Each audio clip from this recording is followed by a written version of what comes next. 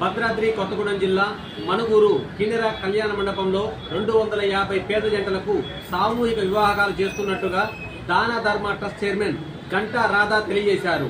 ఈ వివాహాలకు ముఖ్య అతిథులుగా తెలంగాణ రాష్ట్ర మంత్రులు పొంగులేటి శ్రీనివాసరెడ్డి, మంత్రి సీతక్కతో పాటు చిన్నజీయర్ స్వామి సైతం హాజరవుతున్నట్లుగా ఆమె తెలియజేశారు.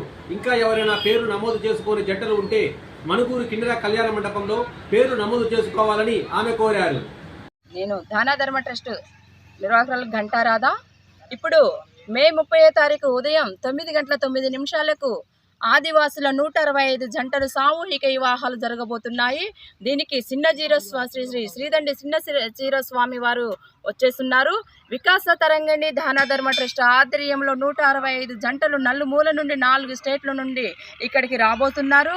వేలాది మంది జనాభాతో పబ్లిక్ తోటి 165 జంటలు, 20,000 మందికి భోజనాలు అన్ని రంగభంగ ఓవేగంగా మన పల్లి మండపాలు ముస్తాబవుతున్నాయండి.